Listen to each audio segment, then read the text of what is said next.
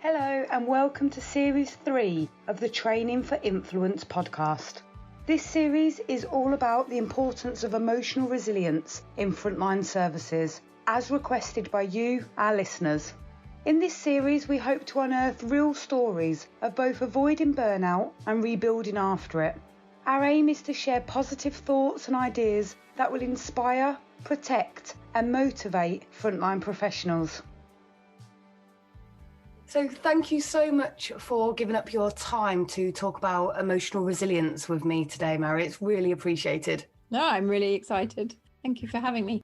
So Mary, the theme of our Series 3 podcast is emotional resilience. And the reason why this is the theme is because we went out to our clients and we said, what would be useful at the moment? And when we went out to people, it was back in November. And resoundingly, people said to us, we really want to talk about emotional resilience, mental well-being, and actually the recognition, based on the fact that most of our clients are frontline key working individuals, recognition that life is hard at the moment. So what we've been doing, and I know that you've listened to some, is just talking to people, some of them on the front line and some of them who work in professional roles and support people's emotional well-being. And we've been just getting stories and asking them to share their stories as much as they're happy with and to also then share their top tips. So the podcast, although they can go quite deep, do absolutely aim to kind of be inspirational and supportive and help people who are struggling to feel not so alone and to recognise that there are things that they can personally do or look to others for support. So that is exactly why I invited you here today, because I've read your book. It is phenomenal. It's called It Begins With You. So if you haven't read it or you haven't heard of it, in a moment I'll ask Mary to introduce herself and she can tell you a little bit about that. But that's why I invited you here today, because when I read the book, everything in it just completely connected with what we're saying within these podcasts. It absolutely begins with you. And as key workers, we give to other people all of the time. And quite often, key workers really don't recognise the importance of looking after themselves because they're so empathic to other people. So nice long intro there, but putting a little bit of context to why I invited you here today. But I'd love if you wouldn't mind just telling our listeners a little bit about yourself, a little bit about what you do and about your wonderful book.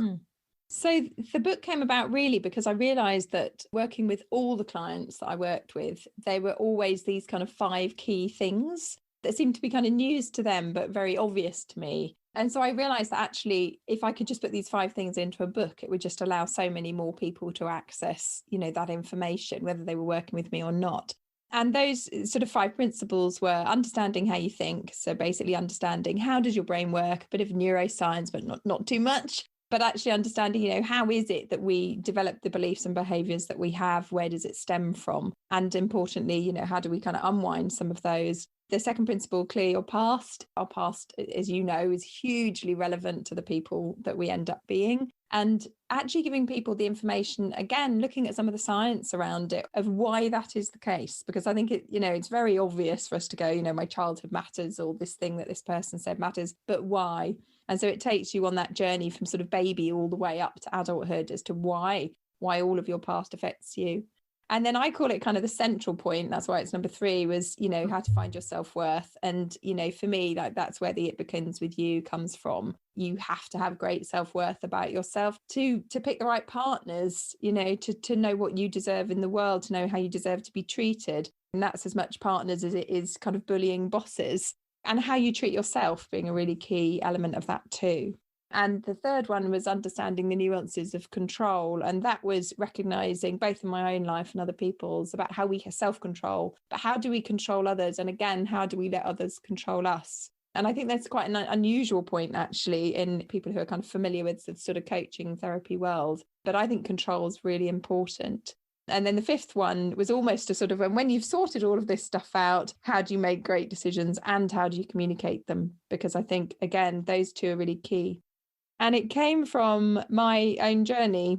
So my journey was that I had quite a difficult childhood, which I talk a bit about in the book. My mum was very obviously mentally unwell, but clever enough to evade capture, as it was, is sort of what we used to joke. You know, very, very bright woman who just grew up with mental health issues that were not picked up in the 40s and 50s. You know, that age actually came from quite an affluent family who I think kind of tried to hide it quite a lot.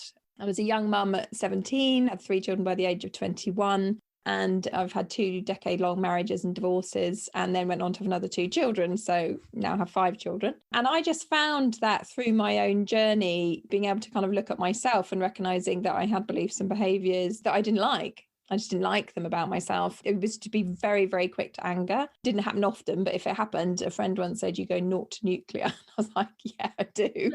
When I was reading your book, though, that absolutely chimed with me because, I go from naught to nuclear. And actually, there was a part in your book where you described that. And you'd also described the fact that when you were nuclear, there came a point when you knew you were nuclear, but even in that moment, you couldn't help yourself. Yeah. And I just kind of went, oh.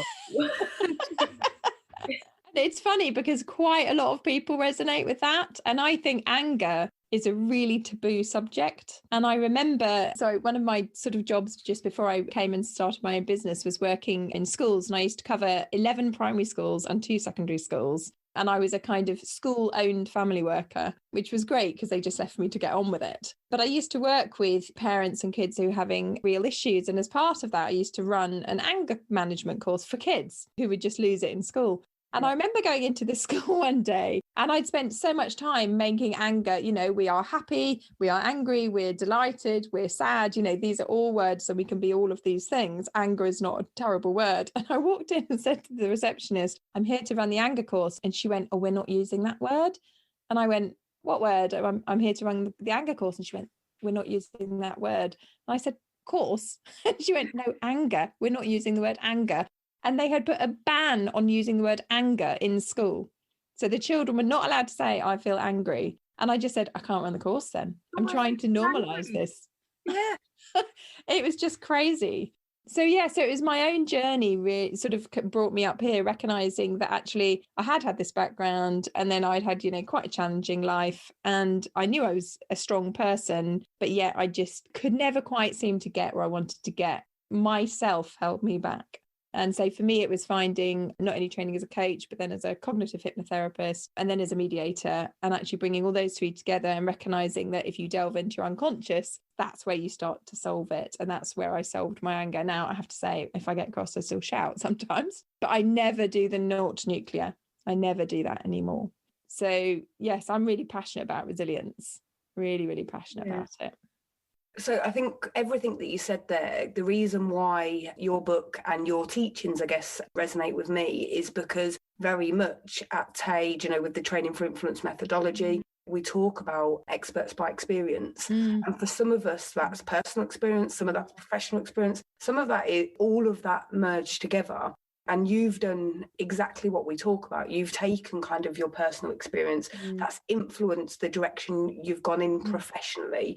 You've talked there about when you were a frontline key working professional, and then you've taken the experience from that, and now you're teaching it to other people. Now, granted, you're not teaching it to other people in the same way as Tay is delivering courses or such like, but actually you can argue that the methodology is very similar and the journey is very similar. And I think it's really powerful that when we look back and we consider kind of all of those aspects, and we think particularly the fact that the majority of the people listening to this podcast will be key working individuals on the front line or within that organisation. So there might be a leader within a charitable service, there might be a leader within the police, they might be somebody working on the front line within homeless services, and it all connects together to your journey. And I think when you're that naught to nuclear that you talk about, actually, I've seen that in my own life, professionally and personally. And I do think we respond differently in different circumstances because we have parameters. When my resilience is low, that's when I really struggle. And I think from a professional's perspective, actually, we owe our service users the best version of ourselves. And that's where the "it begins with you" chimes with me, because if we're not looking after ourselves, if we're not investing in our resilience, then actually our service users do not get the best version of ourselves. The same way our children don't. I know that when I'm snowed under at work, I'm a lot shorter with my children, for instance. And that's why I think the two elements chime together so strongly for me, because I recognise the importance of that. And I think, I was talking to somebody just this morning, and we were talking about, I was saying that, I've worked with financial directors, and they come in and they're doing therapeutic work on themselves. And, they're distracted because actually their 15-year-old's gone off and got drunk and vomited on someone's carpet. Do you know what I mean? And actually we stop and we do the parenting work, and if your relationship isn't working well, it doesn't matter how great you're doing in work. If your relationship isn't working well, then actually that's going to be what's on your mind. And I think what I started to find was, because I'd had this kind of weird and wonderful background, that actually I could bring that to the work. And it just meant that people had a one-stop shop, because if you think, well, I have to be this great leader in work and I almost have to kind of disassociate from my children and my partner because I'm not doing so well there, then you become imbalanced, and actually then you don't lead that well. And if you're giving all of your attention to your family and your partner, then either you need to rethink your career or actually allow yourself to come over into your business life and hold it there. And I think, one of the first things that I did when COVID kicked off was I did a couple of recordings, which are actually still on my website. And I did them for frontline workers. And they are recordings that they can just plug in and go to sleep and listen to. And it is just about saying you have done your best. And you may feel that your best is not good enough, but you have absolutely done your best. You are allowed to step away from whatever you've seen or done today. And you might look back and go, in a nice relaxed state when it wasn't COVID or it wasn't the pressure that I'm under, whatever your role is, maybe I would have done this and it would have been better, but this is what I have right now. And this is my capability. And I think definitely for me, last January, as in 2020, I almost was at burnout. So I'd had a really busy kind of 5 years with my kids. They'd had glandular fever, they'd had health problems, you name it. I was in the still really the kind of fairly early days of having a business. And then my mum died, and I can remember getting to that January and literally just going, I can't focus and I can't concentrate. And actually, I just immediately took action. And I think that's what people sometimes don't do, is they don't allow themselves to take action because they think, there's so many people out there I should be helping. And I turned down clients. I reduced my workload. I put in loads of downtime. I saw my own therapist more. And it wasn't that I felt I didn't have resilience. It was that I knew I didn't have enough resilience at that moment. And that's, I guess, something I wanted to talk about, is that I think every single human being has resilience. And, people say, oh, my resilience isn't very good. And I feel like kind of going, no, you just haven't realized where it's hidden. You have this bucket of resilience, but it's like in a cupboard somewhere and you haven't worked out you got the cupboard, and it is there. And I really feel for a lot of the frontline workers, because I think, and actually in some respects, the fact that everybody's looking to them and praising them all the time, I think that's a bit of a double-edged sword, because actually they need to be able to go home and leave behind what's happened, let go of it and be with their family and be with themselves. And I think there's almost a guilt. People I've spoken to said, I feel like if I'm sitting there for 2 hours in the evening, I could actually be at work saving lives. And I'm like, yeah, but you are allowed to go and sit for 2 hours and it will probably make you save more lives the next day. Yeah. So I think it's a fascinating subject. I think it's interesting. So there's a couple of things with what you said that I want to reflect on. So first of all, I've listened to the recordings on your website, and I would absolutely recommend that people go and download them, listen to them. For me, it's as I'm falling to sleep. So I struggle to switch off my brain at night because there is so many more things I can be doing, or, I want to impact this, or I want to influence that. And actually, if I don't get a decent night's sleep, the next day I'm useless. And so I struggle to switch off my brain. So your recordings help me to be able to switch off my brain. But because they talk to, I guess, within TADE, we've only got kind of a couple of statements that you'll find everywhere. And one of them is, if you've done everything you can within the constraints of your role, that's enough. And that was the hugest lesson for me to learn. And I actually learned that lesson when I was stood in Morrison's with my 2.5-year-old child, and somebody rung me from a homeless hostel that I was the manager of. And one of the young lads had tried to harm himself, and they had rung me rather than ring the ambulance service. Yeah. And as part of that, with my 2.5-year-old, where these worlds just collided, and I was like, what do I do? Where do I go? And actually, thankfully at that point I did the right thing and said, get off the phone to me and ring 999. I'll be there as soon as I can, but I need to sort my daughter out, etc. But there was absolutely this guilt of I need to go there now, but I can't. And I had to learn very quickly after that. I had to put parameters in place that actually within the constraints of my role, if I've done everything I can, I need to allow myself to switch off. Otherwise, I'm going to burn out. And your recordings talk to that because it truly is guilt that sits in my stomach that I have to try and unpick and go, no, this is you manifesting that guilt in your stomach. This isn't real, And so I think there is something conscious about that we all need to kind of take a little bit of responsibility and recognition that if we give all of the time, then actually I don't want to say the benefits attached to that giving, they become weaker and weaker each time. The quality of that giving becomes weaker and weaker each time. And it's a bit, that balance ourselves can be quite difficult. Yeah, and I remember, it reminds me of a story. So when I was a family worker, I had an amazing boss who I talk about in the book. And he said to me, you can go off and you can do your work with your families. But what you need to do is, you can go home and pick your kids up from school, and then you can, after school, you can pick up your paperwork in the evening. So he was just amazing. And so I got to do that. And of course, the problem with that, and I'm sure there's so many parents out there, is that I then didn't monitor my hours. And we also realized that he'd taken some advice about how many caseloads I was meant to have. And so I was given 26 cases between all these schools, and then afterwards found out actually it should have been 12.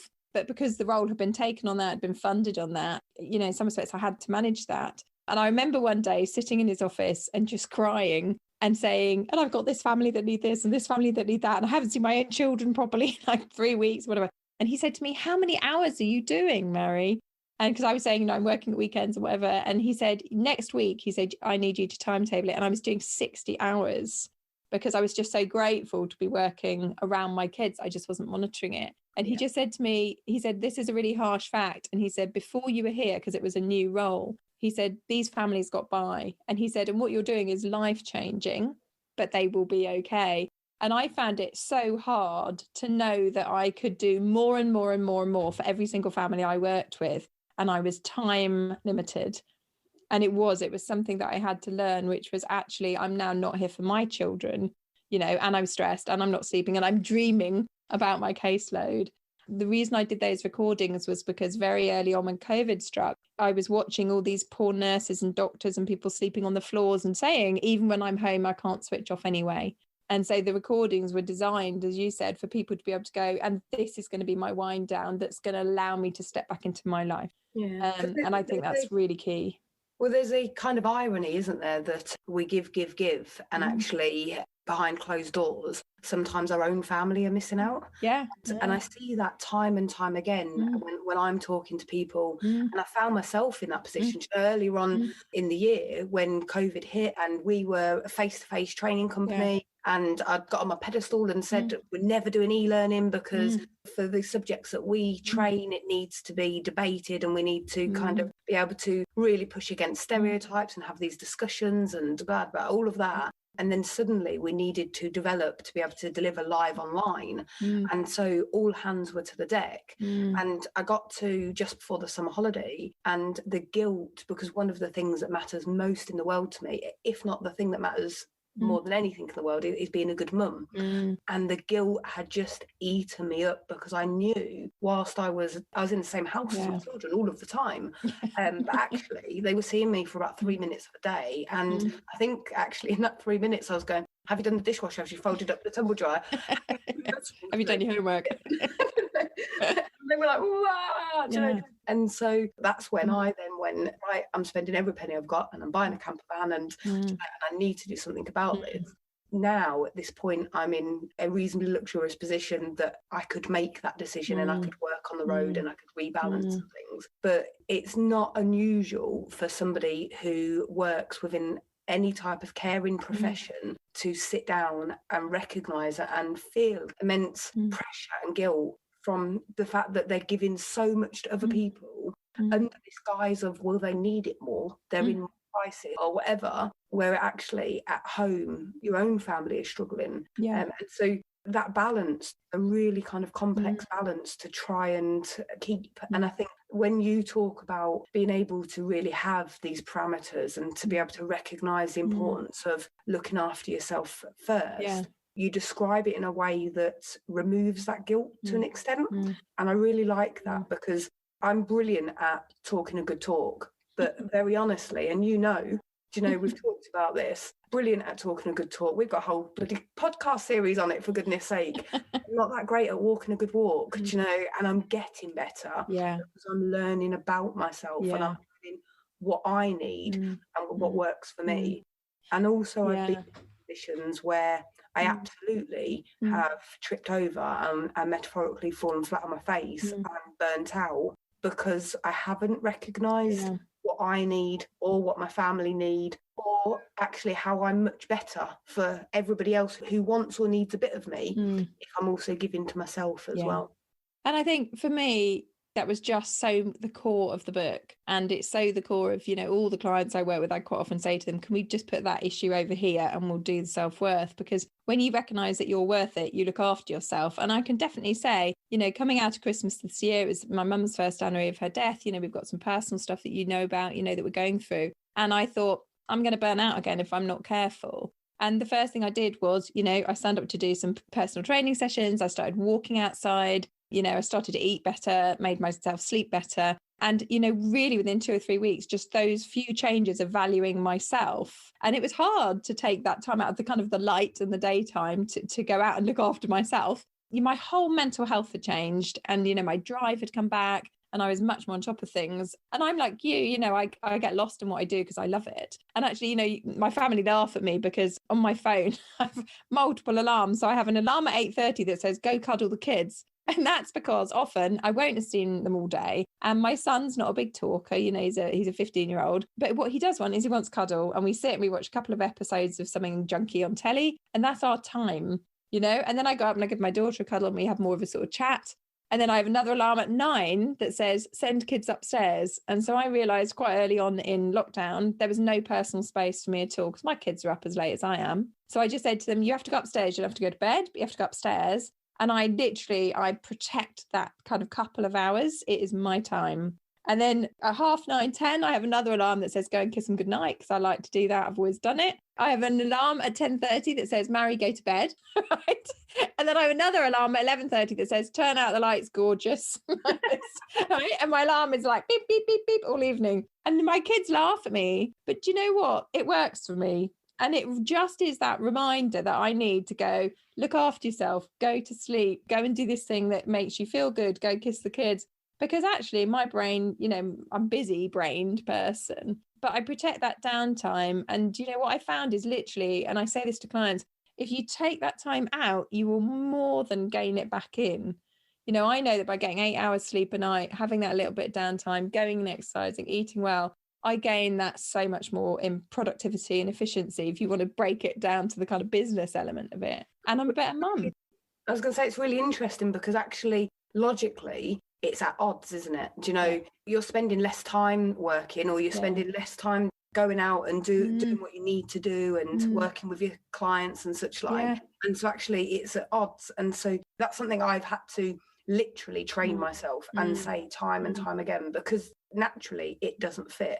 And also, if you look at kind of going back to what you said about your old boss, actually, if you look at society and the way that society is made up, the majority of people get paid per hour. Yeah. And so if you then look at what you're saying and what I'm saying about actually the quality of service that we're giving, and if we're key workers, our service users need the very best of us and deserve the very best of us. But we're paid hourly. So surely by taking some of that time off, then what we're providing is less. Yeah. Now, and I know that that's not true at all. There's no wonder from every age, kind of as soon as you are aware of the working world, that we actually look at quality and connect it with time, because that's we do enumerated for it.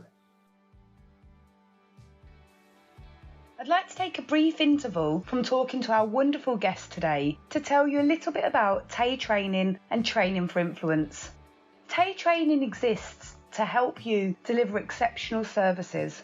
services that have the ability to influence the lives of the most complex and vulnerable. All of our facilitators are operational experts. They tailor the training to your needs. They make it engaging and interactive, and really importantly, it's delivered from a values-led perspective. This is the Training for Influence methodology, which we created to have added influence on the sector. We recognise the importance of building the emotional resilience of frontline professionals, influencing their values and supporting them to make values-based decisions. So we made this the golden thread of our training methodology. We truly believe that frontline professionals are perfectly positioned to positively influence the most complex of lives. But to be able to do that, we need to help them be the best that they can be. So Training for Influence is our creative solution. It can be overlaid onto any training course and means that frontline professionals, whether they're attending mandatory or specialist training, will have their emotional resilience built and their values positively influenced. And I think also, you know, with a lot of key workers, I mean, I've worked, you know, in hospitals, I've been kind of non-sterile nurse in the maternity hospitals, you know, I've worked those sort of jobs and watched people more professionally trained than me, you know, rushing off their feet for 12-hour shifts. And when you've got that sort of stuff, I mean, I used to do, like I say, as a non-sterile nurse, I used to do an overnight from 9 o'clock at night to 7 o'clock in the morning. And I used to go home and look after my toddlers, you know, and I did it twice a week. And I can remember lying on the sofa, you know, half asleep while they were kind of bumbling around the floor because I was so tired. And we would get one 20-minute break in that. You know, that was 20 years ago, one 20-minute break. And I taught myself to sleep for 20 minutes and then like wake back up again and go out. And I think what I think with a lot of the, you know, the real frontline people is if you get 10 minutes, if 10 minutes is your break or 20 minutes is your break, take it. And what I see happen is in some respects, people think, oh, it's just 10 minutes. Somebody will ask them a question or ask them to do something and they feel awful saying, I'm actually on lunch right now, or, you know, this is my half an hour. And actually what they need to do is say, literally, unless it is a complete emergency, I am on lunch, go find someone else. Yeah. Because like you say, I mean, there's a blog on my website and I was part of an experiment where they put electrodes on my head and measured my brain waves. And I just sat and kind of like I'm talking to you and nothing much was going on. And then when I sat and there was like, you know, nice film I got to watch, you can see these brain waves going off all around my head. And what they were saying is your brain is consolidating, it's repairing, you know, it's thinking through things, it's problem solving, it's being creative in that downtime. So even if in the middle of your 12-hour shift, you get 20 minutes, that's actually like giving your brain the kind of PT exercise, sleep, fresh air, all in one hit. And you will just be so much more present and effective, but you will physically be calmer because you'll feel in control. You know, you feel like you've had that space. And I literally say to people, if you just look out of the window and you just breathe in, and I mean, you've seen me reset myself within like 45 seconds from tears, you know, and if you can just do that, actually, you'll stay more in control of your day. So I think a lot of people think that this kind of downtime is all about relaxation and spas and that stuff. And it's not. I think it's, you know, take that downtime, just look out the window, just pause for a minute. Yeah. Disengage from the world of pressure. Yeah. It's interesting because that's, as you're talking there, I'm thinking about a couple of things. So within services, so if we kind of give examples of probation, police, homeless charitable services, etc., quite often it's seen as a badge of honour to say, and I've not taken my break, or I've been working for X amount of hours. Mm-hmm. And I was talking to a national homelessness charity yesterday. Mm-hmm. And it was really interesting because the lady that I was talking to is the head of people and HR. And she was saying what they've realised as a senior leadership team during COVID is that everybody is, let me think how to explain it. So she said, prior to COVID, we kind of thought we deserved 8 hours of everybody's day. So we were paying them 8 hours a day. So therefore we deserved 8 hours of their day. And within that 8 hours, we wanted them to be focused. We wanted them to have impact. We wanted them to deliver exceptional services to homeless people, entrenched rough sleepers, etc. We wanted them to be on the ball, attending training, doing their work, etc. 8 hours. Outside of that 8 hours, they can go and do their family stuff, their holiday stuff, She said this last year of COVID has changed the organisation significantly. She said what we've realised is that actually people bring their whole self to work all of the time and that we don't deserve anything from them. We are part of their life and we need to support them to manage that effectively. Yeah. And she started giving me some examples of things because people are working from home. and their lives are colliding. And although some of them are absolutely still out doing the stuff on the streets that's needed, lots of them are doing one-to-one work with their clients on Zoom and things like that. And she said that they've started doing things like they did a bring your child to work with you day, so that it didn't matter how many times the child appeared, but also so that the child could understand what brilliant work mum and dad were doing and the impact that they were having. And then they set up something else. They did a drumming workshop for their service users, and the staff members could bring their kids if they wanted to, and they made sure from a safeguarding perspective it was all covered. And she said COVID has made them realise that actually if they invest in their staff's well-being and they support their staff to manage all of these different balls they're juggling, then actually the quality of what they get back is what is needed for them to then be able to deliver these services. And I wonder whether, because it is a cultural thing, you know, within organisations, we all know organisations that we don't ever want to work for. You know, it is a cultural thing. And I do wonder whether COVID is maybe going to change that a little bit, because all of us, doesn't matter. Well, I do my parliamentary meetings every Tuesday, and I can see all of the MPs' surroundings, where they live, what they're doing, who's coming in and out. It's those type of things that I think it's humanized us, hasn't it? You know, and I think for me it's been quite interesting because I always worked on Zoom. I mean, I did face-to-face as well, so for me it's just not doing face-to-face, but I think it's humanized people. And I think there's a lot of people, and I will say this, and you know, maybe you'll disagree, but I think especially I see a lot of men who leave the house in the morning and it's like, I must not worry about the argument I've had with my partner, and I must not worry about the fact that I'm missing out on my kid's play, or that, you know, I'm not getting on with my kid even, and I must go to work and be this sort of big boss and do everything right and be really dynamic, and actually I'm sitting there, you know, missing my kids and missing my partner or whatever. And I think, you know, that's something I've seen a lot of men, and you know, they come in almost suicidal and crying, just saying, you know, actually I just want to be a good dad and I want to be a good parent, and you know, I'm struggling just with myself. And I think what it's done is it has shown everybody that everybody is a human being, and everybody, you know, if you don't have kids, you've probably got a cat or a dog, or you know, I sit that's the thing. I sit at the front of my house and I can sit here clearly talking to my camera, and delivery drivers will come and bang on the window and I have to kind of go, I'm talking. And I think it's made everyone human. And so I do think, and what I hope will happen is that kind of community aspect of understanding, you know, actually for you might now work until midnight because you've got kids you need to homeschool in the morning, or you just don't know what people's personal circumstances anymore. And I think for a lot of women, actually, it's kind of highlighted that they're still doing a lot of the parenting and the cleaning and things as well. And actually what I've seen is, you know, that's starting to actually have some really good conversations between couples saying, I also work. But I think culturally within businesses, there are businesses that have handled it fantastically and let people be completely flexible. I mean, I remember advising a company, pick 2 times a day where you can come together so that people have a choice, and then just let people do their stuff. Just let them get on with the job.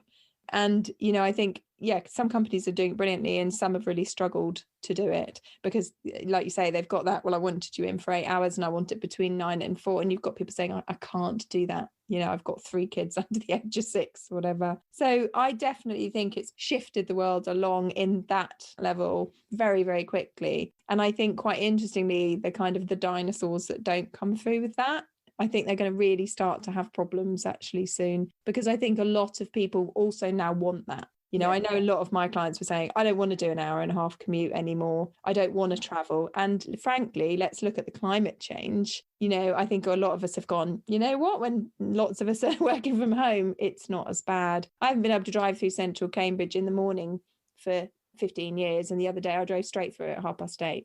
So I think there's a lot of things. I think it's climate. I think it's us. I think it's work. I think it's cultures. I think, you know, it's a general coming together of the community of the world around a virus as well. Yeah, no, absolutely. I agree. I think there's a lot going on, and certainly I see from kind of a safeguarding perspective and a harm and abuse, you know, there's lots of things that absolutely, they worry me for the future. And I can see how actually they're being exacerbated in this time, and vulnerable people are becoming more vulnerable. And people that weren't, well, they were just on the edge before are being pulled into kind of a level of vulnerability that they never expected. And so I see the need for frontline services growing and growing and growing. Yeah. But also I do see some real silver linings to working in this way, like you were talking about humanizing people, because it's great. Like I'm very fortunate. I'm surrounded by, and granted I choose who I'm surrounded by, but I'm surrounded by wonderful people with wonderful values. Yeah. But that's my window of my world for the time being. What I'm starting to see now is, just like you've said, is that that's spreading because people are being forced to face this. And for all of the difficulties that the pandemic's going to have brought about, without a doubt, there are going to be some things that each of us can hold on to say, actually, it would have taken the country 20 years to be considering this. Do you know? Because absolutely. we all know, don't we? We like to be drip fed stuff, and change isn't easy. But some of this stuff over the last year, we've had no choice about. We've had to engage with, and that goes for all of the dinosaurs or the organisations that have got a culture of you must, or the charities that don't value their staff. They just expect them to turn up and do the job. They're being forced to look at things differently, as is the whole country, if not the whole world, really. And I think one of those huge shifts, and I think it was already turning when my eldest daughter has bipolar, and she writes very openly about it.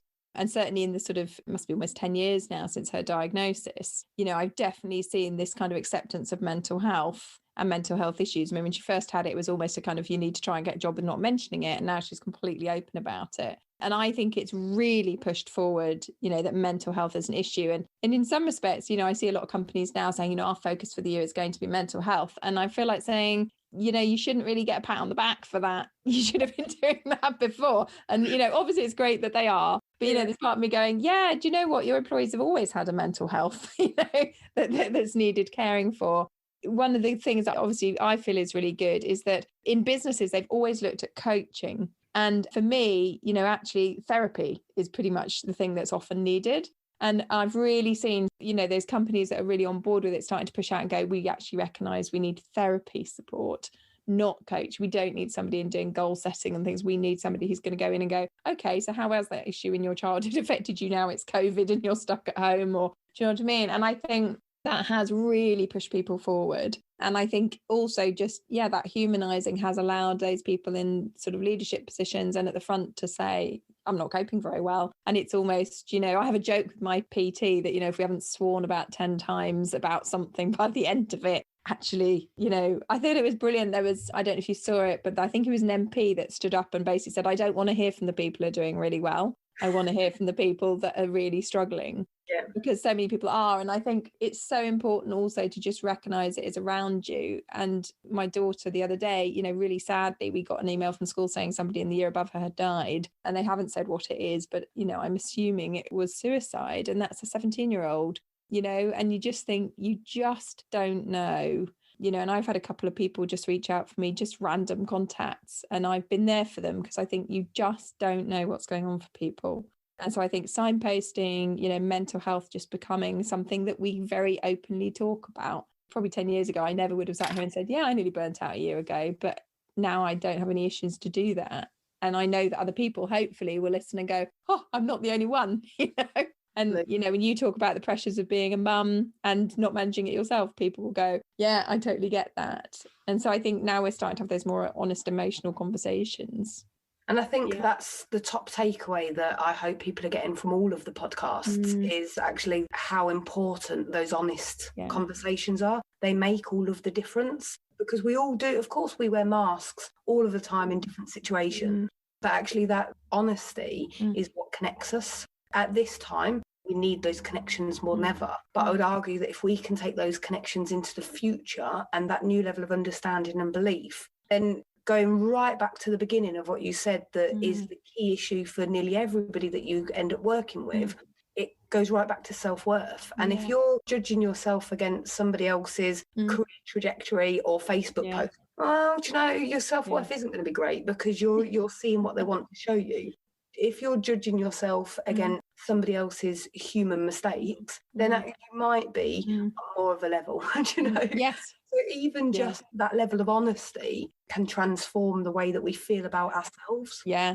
it's recognizing where you are. I mean, I remember, at the beginning of COVID, everyone posting, I'm doing all this baking, or I've learned the guitar, I've done this. And I was thinking, oh, I'm just sitting here trying not to have a mental breakdown. It's just, and actually, I'm just trying to, keep a roof over my kid's head and, sort my business out and not go into burnout and try not to eat the entire contents of the Cadbury's factory. Do you know what I mean? And I just think, that I love those people who are doing that achievement, and it's great, and fantastic if it's all working for you. But I love having those conversations where it is kind of, my son acknowledged me today in a pleasant way.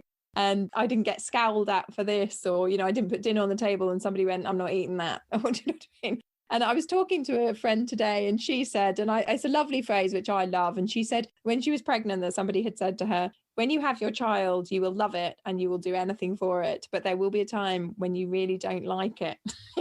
And she said, this must be the worst relationship I've ever had with my son. And I said, yeah, I agree. You just want to be away from your kids at the moment. And I just think there's a wonderful humanness in us all kind of putting our hands up. Whatever your personal struggle is, there will be somebody else having it.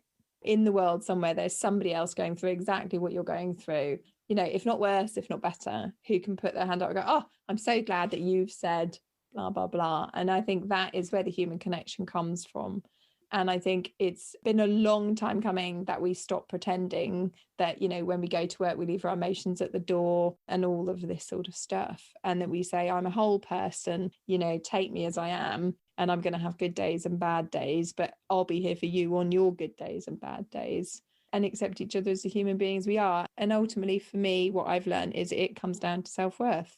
How much do you value yourself, to look at the way you're treated, the way you're treating others? Can you be honest about that? And once you put yourself in first, it really is that kind of put your oxygen mask on first on the plane, because once you're okay, you will have almost unlimitless energy to help others, as long as you've got those bits in for you. And that's kind of, my biggest thing for people is you have to get yourself right first. A moment ago, as you were talking, I was just thinking, I'm going to start winding up this podcast, and I'm going to say to Mary, is there anything you want to leave the listeners with? And it's like you read my mind, because that literally is the perfect ending, isn't it? Because you started with saying how you realised from your own journey that actually it all connects down to self-worth. Yeah. And then you've just seamlessly brought the whole discussion back to self-worth. But with that in mind, is there anything you would like to leave the listeners with before we sign off for today? Because I've really enjoyed talking to you, and I think you've given us all a lot to think about. And hopefully people will go across to your website and get some of those resources as well. We'll put all of the details in the show notes. But what's your final thoughts? So I think for me, resilience is very linked to meaning. And I think a lot of people don't link it to meaning, but actually a lot of us have had experiences ranging from, the absolute awful right up to the not so awful. And actually, my work and all of the things that I've studied, it comes down to the meaning that you take from these things, and if the meaning that you take is I'm not good enough, then that's going to be the trajectory of your life. But if you can look back at all those things and think, I went through all of those things and lots of it I probably couldn't control, but the meaning I'm going to take from it is what resilience I have. I am still here. I've been through this stuff and I am bloody resilient, and I'm going to keep being resilient, and I'm not perfect and I don't need to be perfect. But like I said, I totally believe everyone has that bucket of resilience. And if it's hidden, you just need to unlock your door and find it. And stuff happens to us that we can do absolutely nothing about. And, it kind of links into what you were saying about the role. You do your best with what you can in the parameters of your role. And you do the best with what you can with the parameters of your life. And I just think it is about looking back and saying, okay, all of this stuff happened. And the meaning I'm going to take from it is, do you know what? I'm still here. And I've learned all of this stuff. And it might have been a really painful learning, but I learned it. And actually, I can pass it on to other people gain from me. And it is just about recognizing we are all resilient. It's not something that's dished out to some of us. We are all resilient. And it is just a matter of unlocking that cupboard and finding your bucket of resilience. And I guess the key thing is, to love yourself for whoever you are in whatever is going on for you, to love yourself. There's 7.5 billion of us on the planet. None of us have any right to be here more than another. We all have value. So that's kind of, that's my tip, my tool, whatever. Well, perfect final thoughts. As you were saying that, I was thinking that naturally my brain goes back to, you said, things happen to us and we don't know, we can't do anything about them. And then we can look back at that and go, okay, what are the learnings from it? Well, naturally, my brain goes, because of everything that I operate within and safeguard, my brain goes immediately back to kind of childhood trauma. But actually, you could very much be talking about COVID right now. Because it's happening to all of us. We can't do anything about it. We've only got what we've got at the moment. But gosh, in the future, hopefully the near future, but somewhere in the future, we will be able to look back and hopefully have made it through this and take the learnings from it as well. So I guess there's this whole line of, we experience difficult times at some of those traumatic, some of those not. At all points in our life, it might be going to the petrol station and getting into an argument with somebody. That could have the impact on you that something else has on somebody else. And so it's recognising all of that. So you've given us so much food for thought and so much that will be helpful for all of us as we continue processing and trying to be the best that we can be. Tell people where to find you. Do you know, if they want to go and listen to those recordings, or if they just want to find a little bit more about you, where can they find you? So the website is the sort of core of everything, and all my other social contacts are on there. So it's www. and then it's mary-williams.com, and Mary obviously MARI. Brilliant. Well, I will make sure that that's all put in the show notes for everybody as well. Brilliant. Well, thank you so much for giving up your time for us today, sharing all of your top tips. Having me. It's been wonderful to talk to you. Yeah, you too. Thanks so much for listening to this podcast today. We really hope you found it enjoyable and useful. Please do click subscribe, and then you'll be the first to know when we publish the next episode. And we'd love it if you could share this podcast with a friend or a colleague who might find the tips useful or resonate with the stories. If you'd like to find out any more about us or our wonderful guests, all the information can be found in the show notes. We really hope you have a wonderful day, and please remember, be kind to yourself. It makes all the difference.